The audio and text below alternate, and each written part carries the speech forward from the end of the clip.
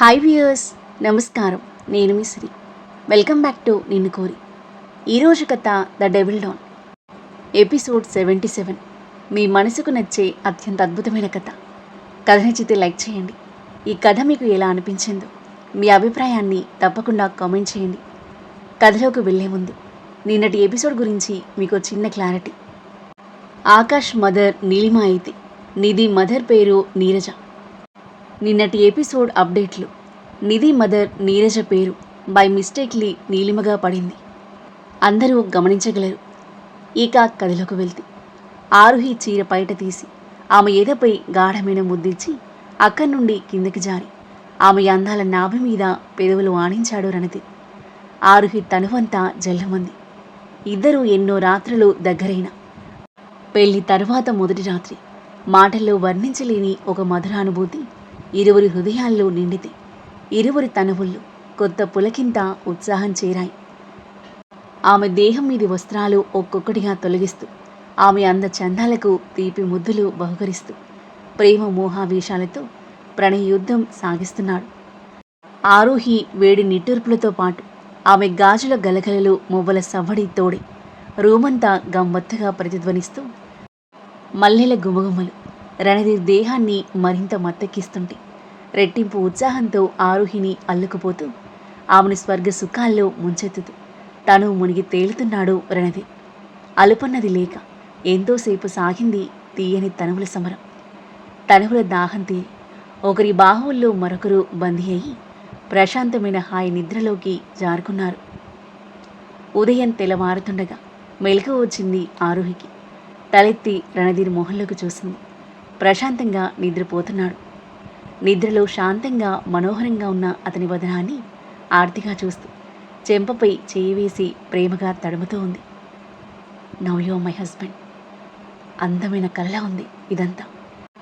ఎంత ముద్దుగా ఉన్నావు అని అంటూ అతని బుగ్గపై చిన్నగా ముద్దు పెట్టింది. రణధీర్ పెదవులు విచ్చుకున్నాయి. కళ్ళు తెరిచి తన వైపు చూశాడు. నువ్వు మేల్కొనే ఉన్నావా అడిగింది ఆరుహి కళ్ళ విప్పాచుతూ. Yes my dear, good morning అని అంటూ ఆమె పెదవులపై ముద్దు పెట్టబోతుంటే వెనక్కి జరిగింది ఆరుహి. పొద్దు పొద్దునే మొదలుపెట్టారా? రెడీ అయ్యి కిందకు వెళ్ళాలి. ఆంటీ వాళ్ళు మన కోసం వెయిట్ చేస్తారు అని ముద్దుగా కసిరి ఆరుహి లేవబోతుంటే ఆమెను వెనక్కి లాగి బెడ్ మీదకి చేర్చి తన పైకి చేరాడు రణధీర్. రణధీర్ ప్లీజ్ అంటున్న ఆమె చిట్టి పెదవులని తన పెదాలతో సైలెంట్ చేశాడు. అర నిమిషం పాటు తీయని ముద్దుని కొనసాగించి ఆమె పెదవులు వీడి ఇక వెళ్ళు. ఒక్క క్షణం లేట్ అయినా మన ప్రేమాయణం కంటిన్యూ అవుతుంది అని రణధీర్ నాటి స్మైల్తో అంటుంటే ఆరుహి వెంటనే అతని నెట్టేసి వాష్రూమ్ వైపు పరిగెత్తింది. తనని చూసి గట్టిగా నవ్వాడు రణధీర్. ఆరుహి చేసొచ్చాక రణధీర్ చేయడానికి వెళ్ళాడు.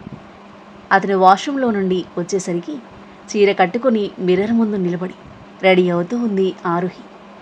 రణధీర్ దగ్గరకు వచ్చి మిర్రర్లో నుండి కనిపిస్తున్న ఆమె అందమైన రూపాన్ని చూస్తూ ఆమె నడుం మీదుగా పొట్ట చుట్టూ చేయివేసి తన దగ్గరికి లాక్కున్నాడు. చల్లగా తగిలిన అతని చేతి స్పర్శకి తనువు జల్లుమనగా కార్నర్ లుక్స్తో అతని వైపు చూసింది ముద్దుగా నవ్వుతూ. ఆమె చెంపపై ముద్దు పెట్టి భుజం మీద చిన్నగా బైట్ చేసి తన చుట్టూ చేతులు వేసి బ్యాక్ నుండి కౌగిలించుకున్నాడు. ఈ శారీలో ఏదో మ్యాజిక్ ఉంది. You are looking more beautiful in the sari and శారీలో రొమాన్స్ ఇంకా అమేజింగ్గా ఉంది అని అంటూ ఆమె వీపుపై ముద్దు పెట్టుకుంటూ ఆమె చిట్టి నడుముని గట్టిగా నొక్కాడు. అతని రొమాంటిక్ చర్యలకు తనవు పరవశిస్తుంటే తనని తాను తమాయించుకుంటూ చేతులను విడిపించుకుని అతని వైపు తిరిగింది. మనం కిందకు వెళ్ళాలి, త్వరగా రెడీ అవ్వండి అని అంటూ ఉంటే నవ్వుతూ చూస్తూ అతని తల విదిలించాడు రణధీర్. అతని తడి చుట్టు నుండి నీటి జల్లెలు ఆమె మొహాన్ని ముద్దాడాయి.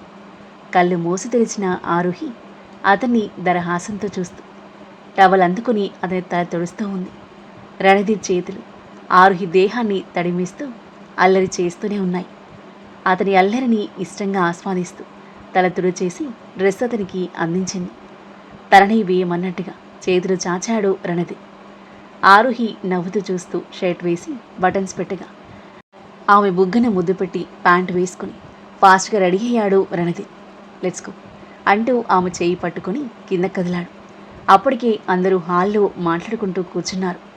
రణధీర్ వెళ్ళి వాళ్ళతో పాటు కూర్చోగా ఆరుహి కిచెన్లోకి వెళ్ళింది.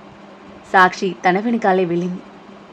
అప్పటికే made coffee and breakfast ready చేయగా అందరికీ కాఫీ అందించి పాయసం ప్రిపేర్ చేసే పనిలో పడింది ఆరుహి. అమ్మ ఆరుహి, ఏం చేస్తున్నావు అంటూ వచ్చింది నీరజ. పాయసం చేస్తున్నా ఆంటీ. Wow, so sweet. నీకు వంట చేయడం వచ్చా? హా, అన్నీ చేస్తాను ఆంటీ. ఇంట్లో రోజు నేనే చేసేదాన్ని. తన్ని మురిపంగా చూస్తూ ఆప్యాయంగా తల నిమిరింది నీరజ.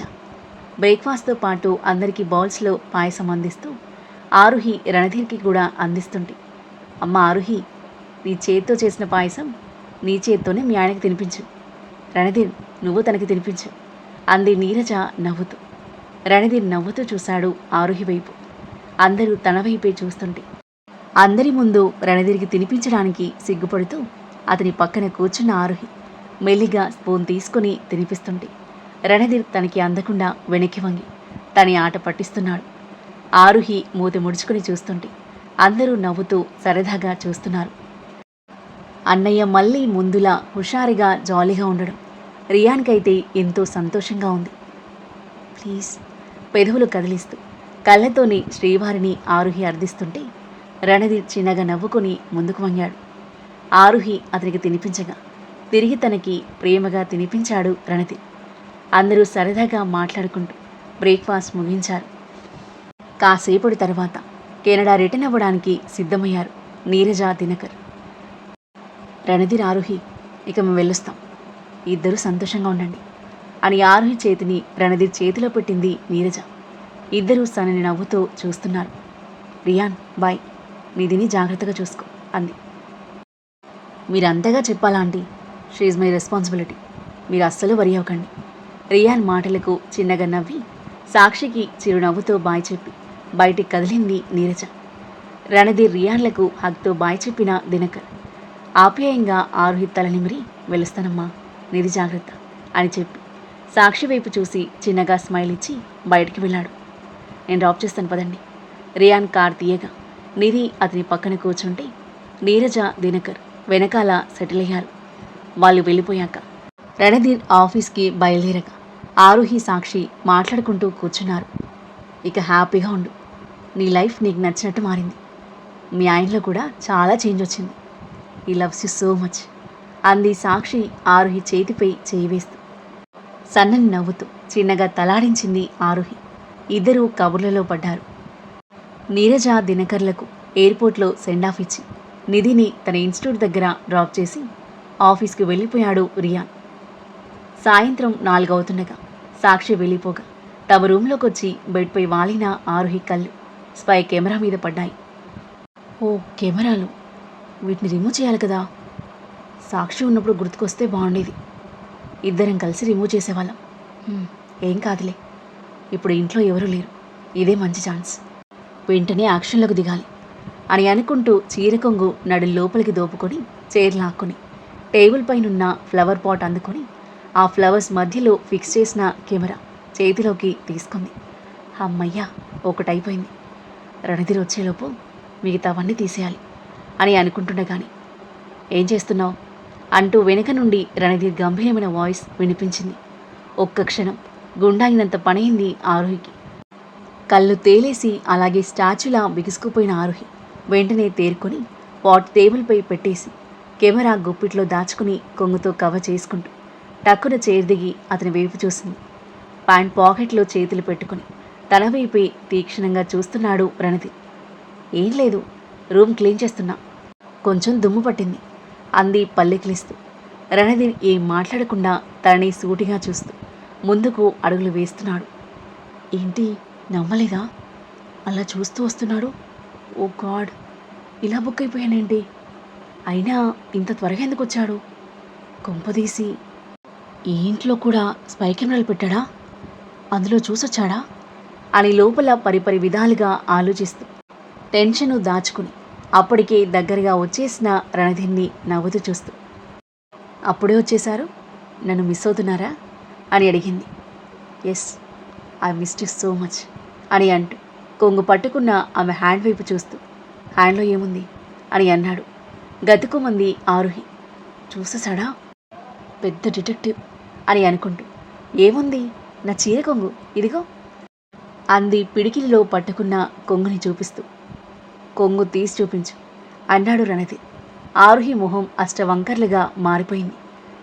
ఏం లేదు రణధీర్, నిజంగా ఏం లేదు అని వెనక్కి టేబుల్ దగ్గరికి జరిగి అతనికి కనిపించకుండా టేబుల్ డ్రాయర్ని లాగుతుంటే రణధీర్ షార్పు కళ్ళు అది కూడా పసిగట్టేశాయి. ఒక్క అడుగులో ఆమె దగ్గరకొచ్చి ఆమె నడుం చుట్టూ చేయి వేసి దగ్గరికి లాక్కున్నాడు. అలాగే బిగుసుకుపోయింది ఆరుహి.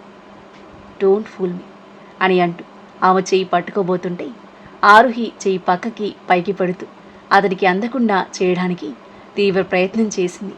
కానీ అతని హైట్ ఎక్కడ, ఆమె హైట్ ఎక్కడ? రణధీర్ ఈజీగా ఆమె చేయి అందుకున్నాడు. దొరికిపోయిన దొంగల కళ్ళు మూసుకుంది ఆరుహి. ఆమె పిడికిలి విప్పి చేతిలో ఉన్న చిట్టి కెమెరా తీసుకున్న రణధీర్. ఏంటిది అని అన్నాడు ఆమె వైపు చూపిస్తూ. అది కెమెరా. ఇక్కడికిలా వచ్చింది? Are you spying on me? ఒకంత సీరియస్గా అన్నాడు రణధీర్. ఆరుహి అలాగే చూస్తుంది. ఆన్సర్ మీ అని రణధీర్ రెట్టించడంతో. ఇప్పుడు కాదు, ఎప్పుడో పెట్టాను. ఇప్పుడు అవసరం లేదు కాబట్టి రిమూవ్ చేస్తున్నాను. ఎందుకు పెట్టావు? నీ గురించి తెలుసుకుందామని. తెలిసిందా మరి? అతని మొహంలో సీరియస్నెస్ తగ్గి పెదవులపై దరహాసం చేరగా కనుబొమ్మలు పైకెత్తుతూ అడిగాడు. లేదు.